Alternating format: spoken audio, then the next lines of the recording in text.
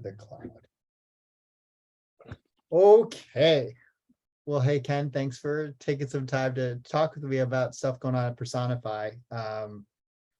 For people who may be watching this, can you start with just a quick introduction of yourself, and then PersonaFi, and what does PersonaFi do? Yeah.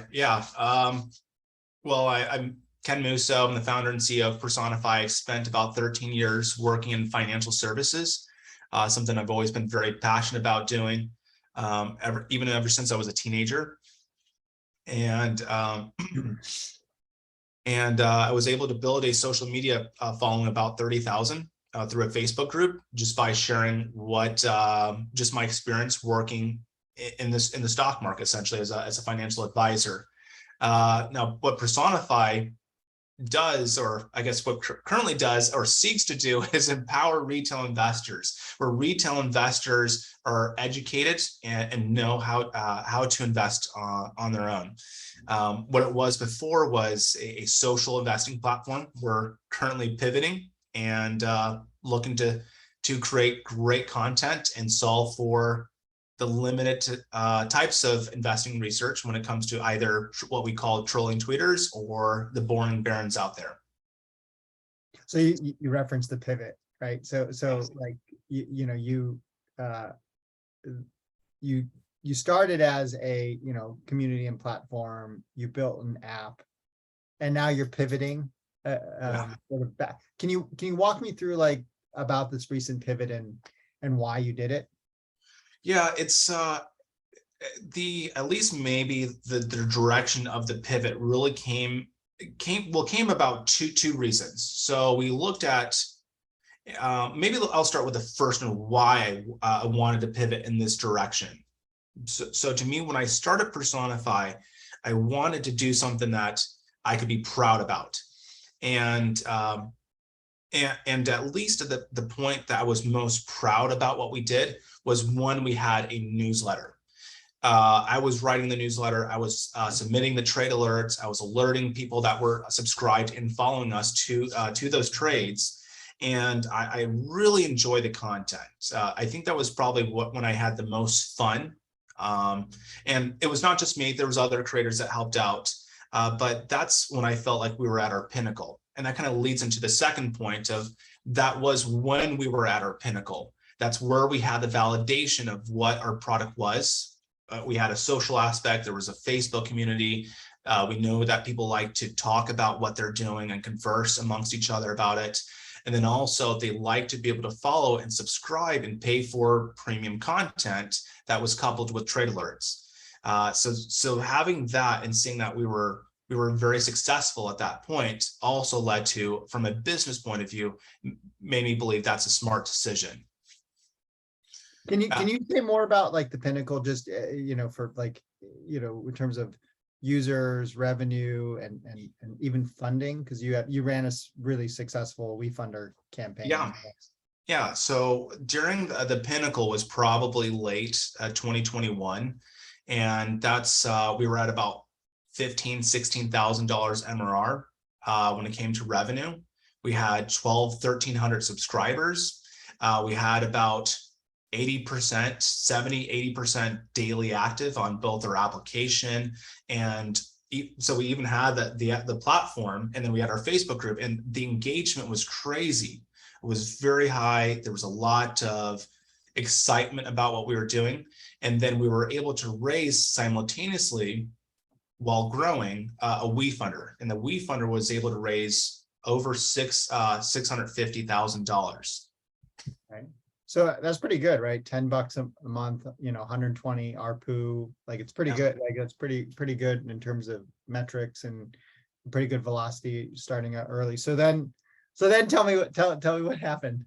Yeah, because we took the validation, going, okay, well, users, they love to be able to talk, so we'll build our own social platform versus using Facebook or a Discord channel, and we know that they love trade alerts, so we'll just combine all that into our own platform. Now, the rationale behind that was, okay, well, Facebook has an algorithm. It doesn't exactly fit the engagement that we want. We want people to be able to reach and read certain content versus focus on engagement that sometimes is more conflicting and difficult to moderate.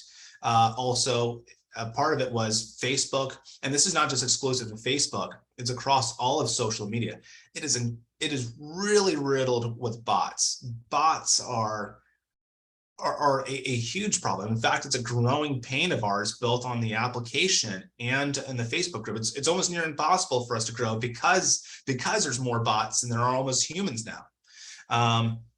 So we built that onto the platform, and as soon as we started coupling that, our revenue just it just tanked.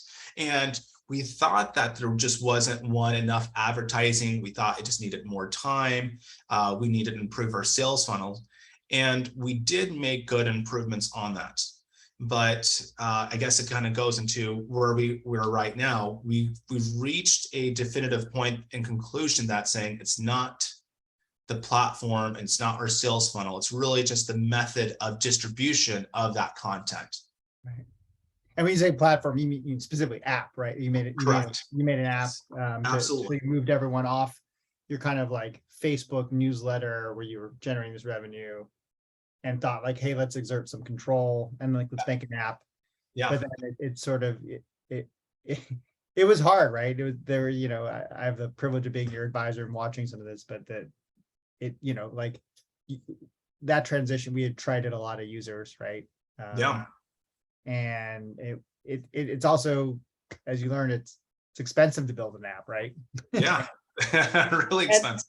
And then so tell me about this pivot now. Like, okay, so and like every startup goes through this, right? Like we make investments, capital, time, people, they don't work out, right? Like, and now you're moving forward. So tell me about, can you walk us through like exactly how you did this pivot to, I guess like shut down this app and then restart your new revenue stream or go back to your original one?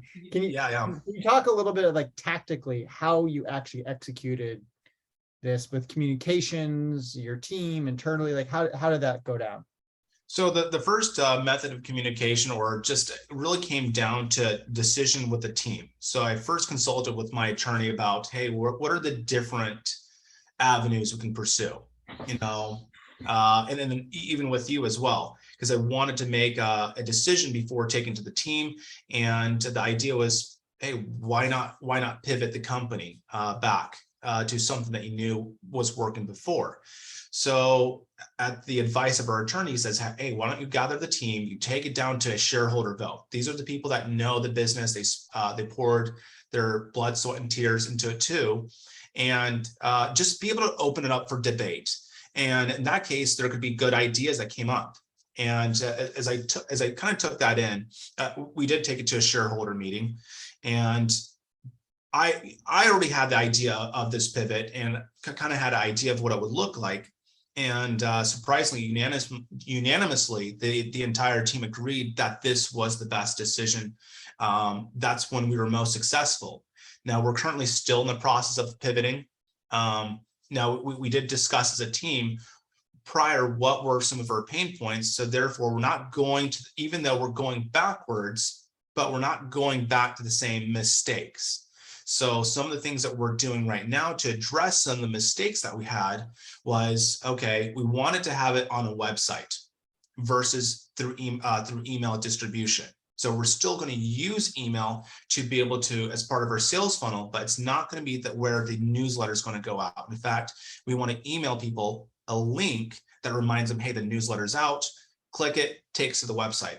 The reason why we wanted to do that prior, when we emailed it, one of our growing pains that made it difficult for us to grow, excuse me, was because people actually said, hey, I didn't get the email, it went to junk mail, or they accidentally hit unsubscribed and they were still paying it, but they wanted to still pay. It was a mess every single weekend. I'm telling you, like 1,200-1,300 subscribers. We had probably 50 to 100 people, maybe 100 is an exaggeration, but maybe it's like, I would say 20 to 50 is a really fair number of constantly, I didn't get the newsletter. And I have to be on it late Sunday night or Wednesday night or Thursday morning, forwarding emails, and I have no way of verifying if they're paying or not. So that was one of our growing pains that we experienced before. So to kind of maybe explain, going back to your question, okay, what have we done right now?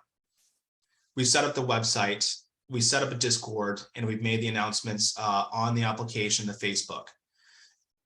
Now, after we took it to the team and unanimously decided, we just made the announcement to all of our users and all of our investors. We wanted to kind of make it known simultaneously.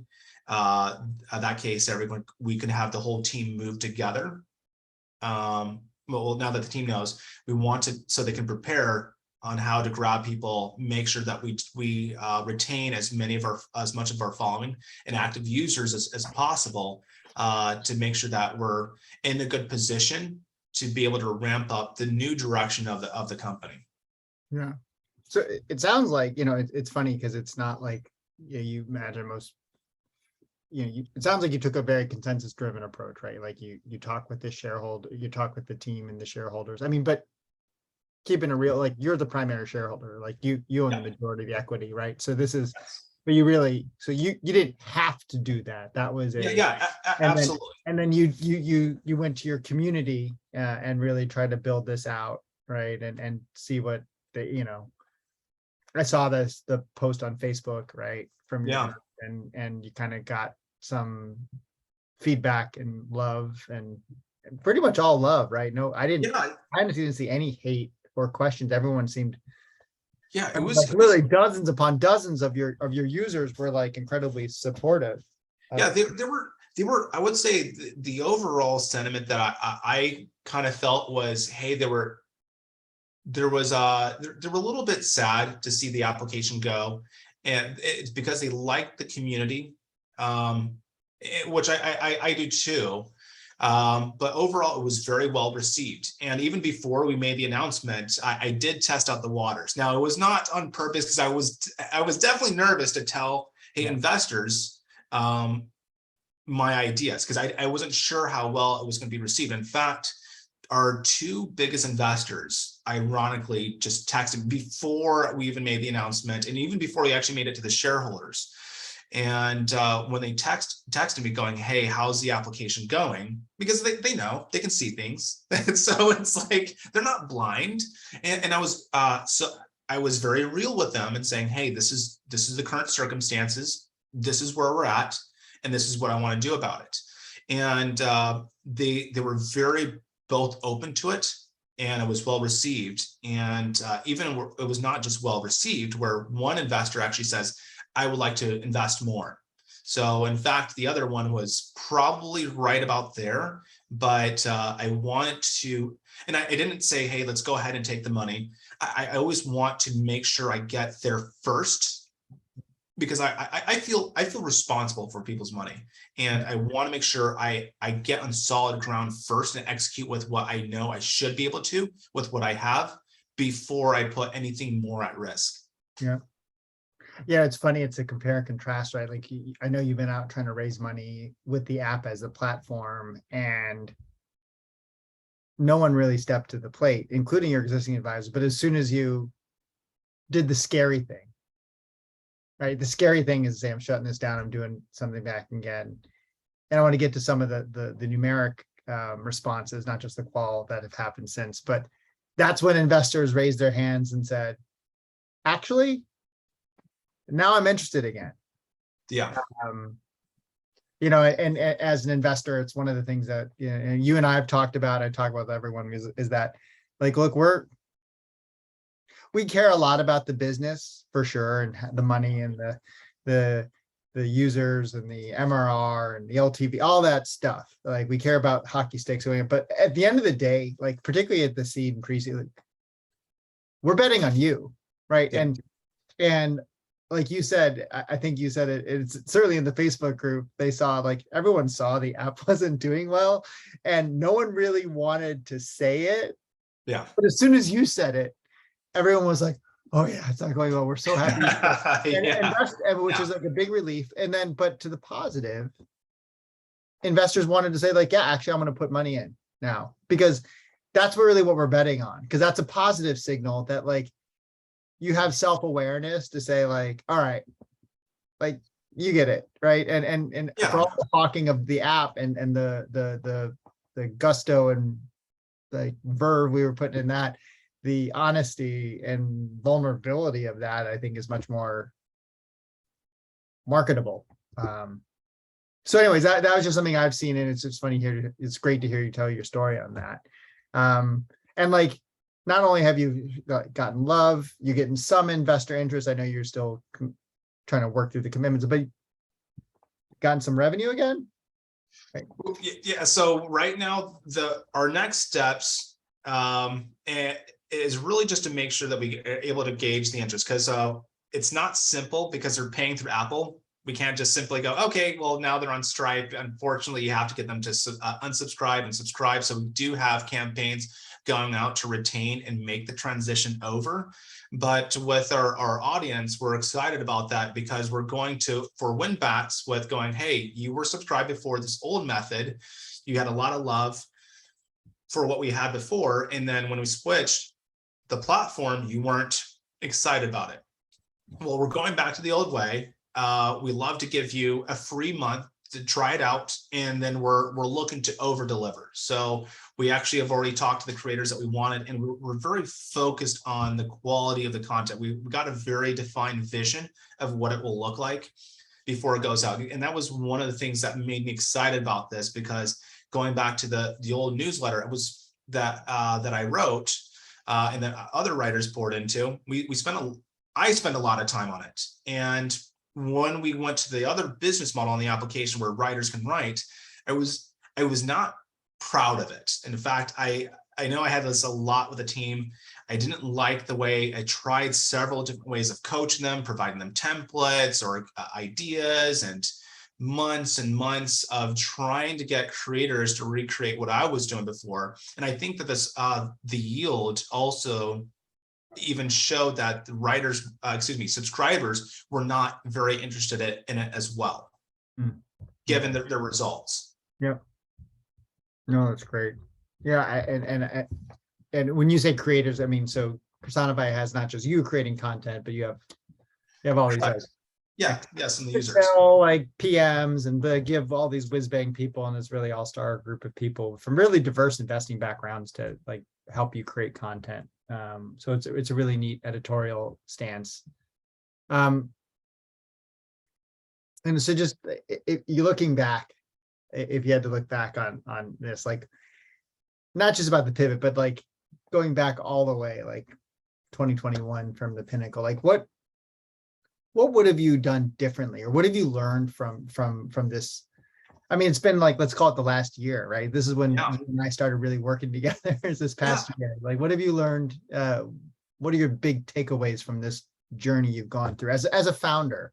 Yeah, I think it's really to kind of think, the biggest lesson I've taken is really to think clearly about what the data is telling you and what validation you get, and to really take the time to ponder all the possibilities of what that data may mean, because we did have the validation for this roadmap, and because we had it and we had the validation for it, we had tunnel vision, and therefore it was sprint. That's the direction, build at all costs, get there. That's the destination, versus continuously making sure that the validation's there and maybe being open to other ideas, because the newsletter is still validated. Being on a web-based platform, that's still validated. But we didn't consider that. We thought, oh, we needed our own Facebook group, aka our own application, and we needed our own delivery system versus using MailChimp.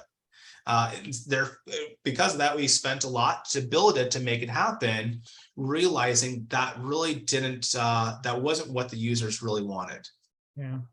Yeah, I mean, if it's okay to do back and forth, if we thought about this from a lean startup perspective, which is again ironic, because not only am I an advisor, but Eric Reese, the author of Lean Startup, is an advisor to PersonaFi as well. The way I think about it too is not just the listening to the data, and I'm curious about your reaction to it. it's really honoring the idea of a minimum viable test or minimum viable product, right? Like if you have a vibrant, robust business that you've raised, you have very strong unit economics on $10 per user month. Yeah. You're on a run rate of 6-figure ARR, like you've raised capital, and you wanted to test an app. Maybe a way to do is like start to roll the app out while you still have the existing revenue stream versus Yeah. You killed it. You killed the revenue stream. Like you did a hard cutover. Yeah. And that is an MVP, but that is a maximum viable test, right? Yeah. That is, that's a maximum viable test where you're testing like, well, you're laying it all on the line, right? And that would be a different way to think through how it's something I hope you in addition to the data, like setting up, like listening to the data is the right way, but as a founder, you have to think through the product cycles that let you actually listen in the right, increments, right? Like where you can listen to a song, let's say, before you have to listen to the whole album or the entire Pink Floyd collection all in one sitting, right? I don't know, it's a long time to commit. Setting up so that you can get bite-sized pieces of information. It's just something that I think maybe, I know you're going to be taking into the next phase of that. So anyways, I'm stoked for you. I know it's not easy, and I appreciate both what you're doing at PersonaFi, and then also you talking to me about this and like your honesty and openness. And I know we'll all be rooting for you and supporting watching PersonaFi go to the next level and more continued success. Awesome. Thank you. All right. Thanks, man. Yeah. It wasn't too